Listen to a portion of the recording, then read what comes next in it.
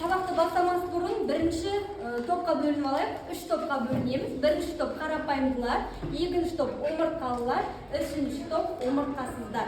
Қазір сендерге тақтаға суреттер беріледі, яғни суреттердің артында топтың саны жасырылған. Үшінші топқа отыр. Үшінші топ омыртқалылар. Медина Нажаха.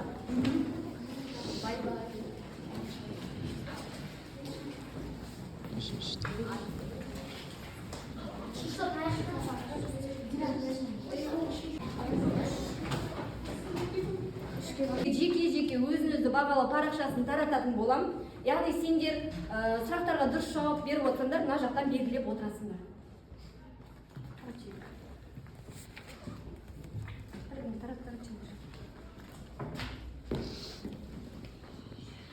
Енді бізде өткен сабақта үй тапсырмасы, өсімдіктердің қозғалысы, өсімдіктердегі фотопериодизм тақырыбы берілген. Бір оқушыдан кезек шығып, яшықтарды таңдап, сұрақтарға жауап береміз. Ал кім шығады?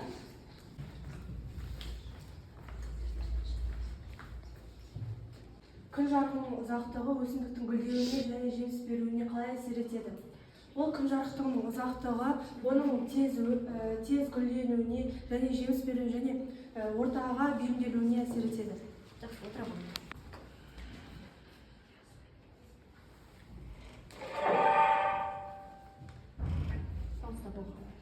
Өсімдіктер фотопериодизмнің жері және жан-жақты зерттелуі қай жыл басталды? 1920 жылы. Жақсы, дұрыс, отырамын.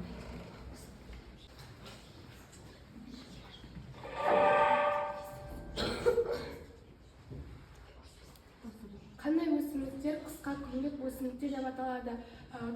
Күніне 12-14 сағат гүлденетін өсімдіктер. Яғни олар жаз айында гүлдейді. Жақсы, қандай мысал келтіре ғой? Мысал, оған Бақгүл, Астралар. Жақсы, дұрыс, отырамын.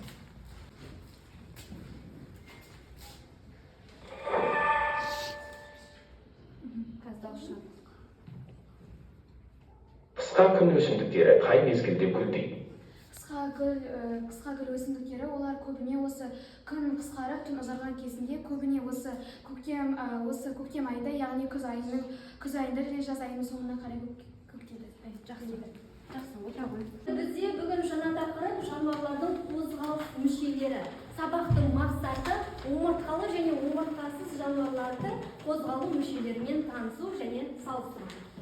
Жануарларды екі енілген топқа бөлген болатынбыз. Омыртқалы жануарлар және омыртқасыз жануарлар. Және де бізде бір жасушалы жануарлар, ол бізде қарапайымдылар.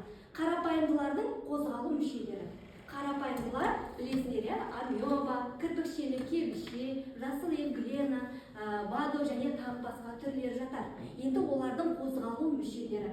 Амеба цитоплазманың денесінің әр бөлігіне құйылу кезінде жалған аяқтар пайда болады. Сол жалған аяқтары арқылы амеба қозғалады. Енді кейбір қарапайымдылар талшықтармен және де кірпікшелермен қозғалады. Соның ішінде кірпікшелер кебіше, кірпікшелері арқылы қозғалады. Одан кейін бізде жасыл евглена және бичонесес деген қарапайымдылардың түрі, олар жіпшелері және талшықтары арқылы қозғалады екен. Енді келесі бізде омыртқасыз жануарлар. Омыртқасыз жануарлар ол бізде ішкі қаңқасы, омыртқа жотасы болмайтын жануарлар. Оларға біз барлық құрттардың түрлері және де құрт құмырсқалар, өрмекшілер, шаяндарды жатқызамыз. Енді олардың қозғалу мүшелеріне келейік. Енді бізде шұбалшындар жылжып қозғалады. Шаяндардың қозғалу мүшелері оларда бас бөлігінде орналасқан 5 жұп бунақты аяқтары бар. Оның алғашқы жұбы біз оларды қысқыштар деп атаймыз. Ал кейінгі бунақты аяқтарында аналықтары уылдырығын сақтап жетілдіреді екен. Одан кейін келесі бізде омыртқасыз жануарларда өрмекшілер. Өрмекшілерде үш-үштен тырнақталған 4 жұп аяқтардан тұрады екен. Оның алғашқы жұп тырнақты аяқтары арқылы олар өрмек жасайды екен, ал кейінгі аяқтары арқылы сол өрмектің бетімен жүреді екен. Келесі бізде жәндіктер. Жәндіктердің қозғалу ерекшеліктері әртүрлі. Олар жүзіп қозғалады, секіріп қозғалады, және ұшады, және тағы басқа. Яғни оларда әрқайсысында 2 жұп қанат және 3 жұп бунақты аяқтардан тұрады екен. Келесі бізде омыртқалы жануарлар. Омыртқалы жануарлар ішкі қаңқасы, омыртқа жотасы бар жануарлар. Оларға біз сүтқоректілерді, құстарды, қосмекенділерді, жорғалаушыларды жатқызамыз. Енді солардың ішінде балықтар. Балықтар суда тіршілік ететін омыртқалы жануарлар. Олар суда еркін қозғалады. Яғни олар жұп бөлігінде құйрығында орналасқан жүзбе қанаттары арқылы қозғалады екен. Жорғалаушылардың аяқтары өте қысқа болғандықтан олар бізде жорғалап қозғалады. Яғни құйрықтары қатысады. Жыландардың аяқтары болмайды. Теңіз тасбақасының аяқтары бізде жүзу қалақтарына айналған екен. Келесі бізде қолтырауындар. Қолтырауындардың аяғында, яғни бармақтарының арасында жүзу жарғақтары бар екен. Яғни олар солай қозғалады екен. Келесі бізде құстар. Құстарда қауырсындары ұшуға бейім екен. Және де аяқтары бізде жүру үшін арналған. Келесі бізде сүтқоректілер. Сүтқоректілердің аяқтары денені түзеу үшін және де ұзақ тұруына және тез жүруіне қатысады екен. Жақсы ма, түсіндік па балалар? Ары қарай сабақ түсінікті болу үшін біз видеороликті тамашалайық. Жануардың қозғалуы алуан түрлілігімен ерекшеленеді. Амеба цитоплазманың денесінің әр бөлігіне құйылуы кезінде пайда болған жалған аяқтардың көмегімен қозғалады. Бірақ көптеген қарапайымдылар, ерекше құрылымдар, талшықтар немесе кірпікшелердің ырғақты қозғалуының көмегімен белсенді қозғалады. Талшықтардың көмегімен жануарлардың денесі спиральді үдемелі қозғалысқа ие болады.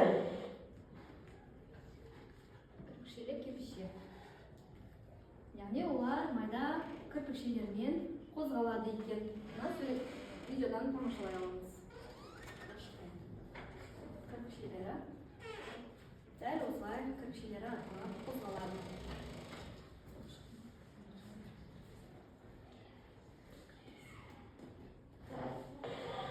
Шыбалшаң жылжып қозғалады. Алдымен олар өзінің денесінің алдыңғы бөлігін созады және сақиналарының қосақ жағында орналасқан арнаулы қылтанақтарының көмегімен жегін тегіс емес беткейіне жабысады. Осыдан кейін бұлшықеттер жиырылып, дененің артқы бөлігі алға қарай тартылады. Шыбалшаңдардың қалың топырақ қабатында қозғалуы да қызық. Қозғалыс кезінде олар топырақты жұтып, оны ішегі арқылы өткізіп майдалайды. Шаяндардың бас көкірегінде 5 жұп жүру бунақты аяқтары болады. Олардың бірінші жұбы қысқыш. Бунақты құрсағында қосақ аяқтары болады. Оларға аналығы уылдырығын салып жетілдіреді. Ал өрмекшіде 3-3-тен тырнақтары бар 4 жұп жүру аяқтары болады. Ерекше тарапты тырнақтары ұстағыш тор өрмекті бөлу үшін, қалған тырнақтары оның бетімен қозғалу үшін қажет.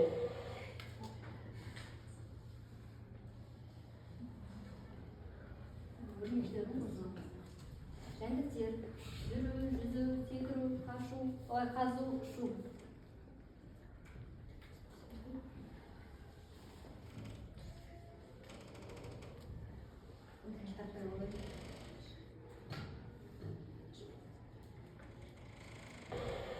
Балықтар суда еркін қозғалу үшін олардың денесінің алдыңғы ұшы судың кедергісін жеңетіндей сүйір пішінді, ал құйрық бөлігі құйрық жүзбе қанатымен аяқталады.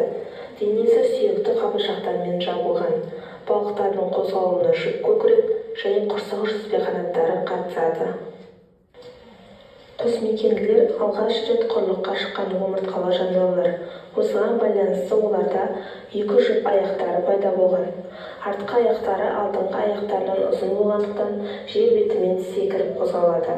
Бақаның тіршілігі сумен де байланысты.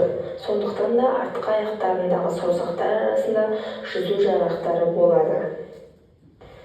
Жолаушылардың аяқтары өте қысқа болғандықтан қозғалуға құйрық қатысады. Жыландардың аяқтары мүлдем болмайды. Қолтырауындарда бармақтарының арасында жүзу жарғақтары болады.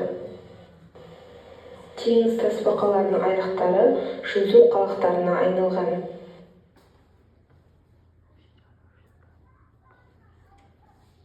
Бірінші тапсырма бізде Wordle әдісі арқылы сендерге топқа жіктейсіздер. Яғни қарапайымдылар, омыртқалылар, омыртқасыздар берілген, яғни олардың түрлерін жіктеп топтастырамыз.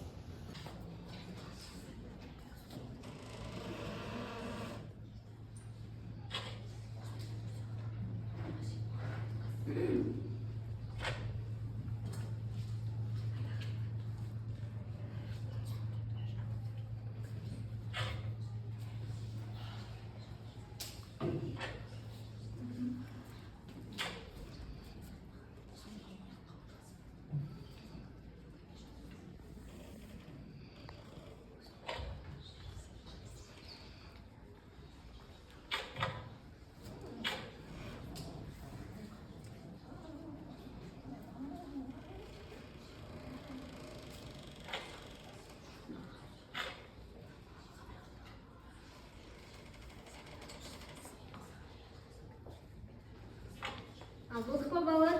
Ал енді дұрыс па емес па тексерейік, иә? Ал қатемен. Қатемен бастаңдар.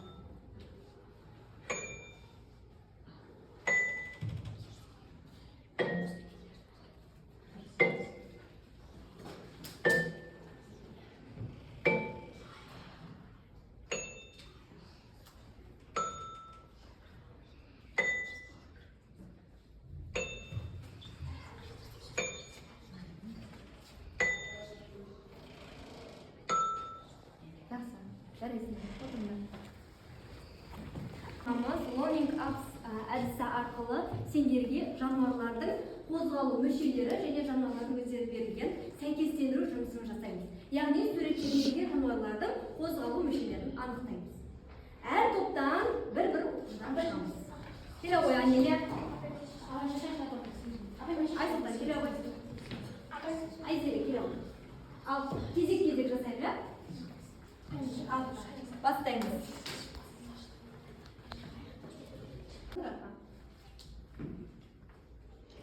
Отыра қойыңдар балалар.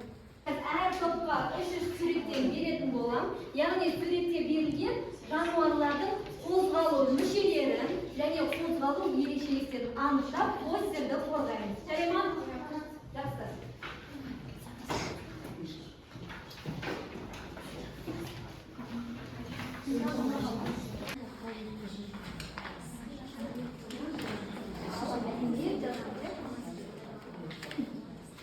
Қарапайымдылар, келе қойыңдар. Қарапайымдылардың қозғалуы әртүрлі түрге бөлінеді. Мұның бірі көптеген қарапайымдылар талшықтар немесе кірпікшелер арқылы қозғалады. Оның бірі талшықтардың көмегімен спиральді егер қозғалысқа ие болады. Бізде арнайған цитоплазманың денесінің әр бөлігінде қиылуы кезінде пайда болған жалған аяқтылардың көмегімен қозғалады. Жақсы. Инфузория кірпікшелер арқылы қозғалады. Жақсы, жарайсың. Балықтар шығару мүшелері бүйрек арқылы суда тіршілік етеді, желбезек арқылы демалады. Олар жорғалаушылар тобына жатады және олар ерекшелігі қосмекенділерге жатады. Аяқтары қысқа келеді және қысқа келгендіктен олар құйрығы арқылы қозғалады. Құрбақа ол суда құйрықта да өмір сүреді. Олардың соңғы аяқтары қысқа болғандықтан секіріп жүреді. Жақсы. Ал келе ғой, бір үшінші топ. Қысқа шаяндар құйрық жүзбе құйрықтар арқылы жүзеді. Жақсы. Бізде келесідей өрнекшілер. Олар үш ішек тырнақтары, 4 жып жүру аяқтары болады. Ерекше тырнақтары олардың өзінің бетінен қазып қозғалу үшін керек. Сонымен қатар қазіргі таңда жәндіктердің 1 миллионнан астам түрі бар. Олар омыртқасыз жануарларға жатады. Мылтық құрттар бізде негізінен типіне жатады, яғни құрттар типіне жатады. Және де ол жүйке жүйесі мен сезім мүшесінен едәуір түрде де дамыған. Сонымен қатар осы шұбалшылардың 9 мыңнан астам түрі кездеседі. Бізде жәндіктердің 1 миллионнан астам түрлері біз қазір кездестіреміз. Үй тапсырмасы жануарлардың қозғалыс мүшелері тақырыбын оқып келеміз. Келесі сабақта түсінік сұрайтын боламын. Енді қазір бізде кері байланыс, тақтаға шығып, кері байланыс жасаймыз. Осымен сабағымыздың соңына келдік. Сабаққа кері байланыс бере кетіңдер оқушылар.